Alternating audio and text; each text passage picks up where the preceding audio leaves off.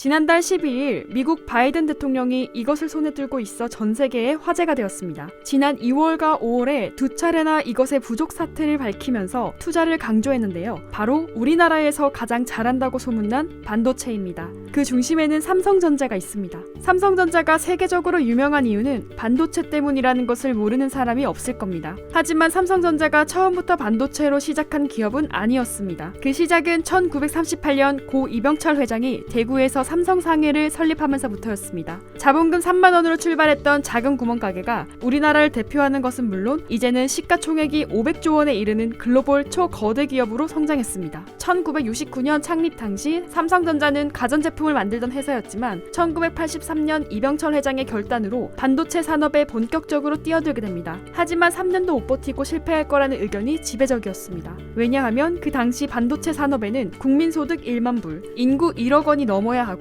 내수 소비가 50%가 넘어야 한다는 공식이 있었기 때문입니다. 그러나 주변의 만류에도 불구하고 이병철 회장이 이끄는 삼성전자는 10개월 만에 자체 기술력으로 미국과 일본에 이어 세계에서 세 번째로 64K D램을 개발하는 데 성공합니다. 거기서 그치지 않고 1992년에는 세계 최초 64MB D램을 생산해내며 세계 최초의 반도체 기업으로 급부상하게 됩니다. 1996년에는 1기가 D램 세계 최초를 개발하기도 했습니다. 그러더니 급기야 2017년에는 미국의 인텔마저 제치고 세계 1위 반도체 기업이라는 역사를 쓰게 되었는데요. 그런데 최근에는 반도체로 또 한 번 세계를 놀라게 한 기술을 선보였습니다. 삼성전자가 세계 최초로 CXL 기반의 초대용량 D램 메모리 기술을 개발했기 때문입니다. 인공지능과 빅데이터 기술이 등장하면서 처리해야 하는 데이터의 양은 늘어나지만 D램 용량에는 한계가 있었는데 이제 그 한계를 극복할 수 있게 됐습니다. 삼성전자가 세계 최초로 차세대 인터페이스 컴퓨터 익스프레스 링크 기반의 D램 메모리 기술을 개발했습니다. 삼성전자는 인공지능, 머신러닝, 빅데이터 등 데이터 센터의 성능을 획기적으로 개선할 수 있는 대용량, 고대역 D램 기술 개발을 통해 차세대 반도체 기술 리더십을 확보했습니다. CXL은 고성능 컴퓨팅 시스템에서 CPU와 함께 사용되는 가속기, 메모리, 저장 장치 등을 보다 효율적으로 활용하기 위해 새롭게 제안된 인터페이스로 기존 컴퓨팅 시스템 메모리 용량의 물리적 한계를 뛰어넘고 세계 최초로 D램의 용량을 테라바이트급까지 늘리는 데 성공했습니다. 기존의 D램 컨트롤러는 데이터를 임시로 저장하는 단순 버퍼 역할만 수행했지만 삼성전자는 CXL D램의 최첨단 컨트롤러 기술을 접목해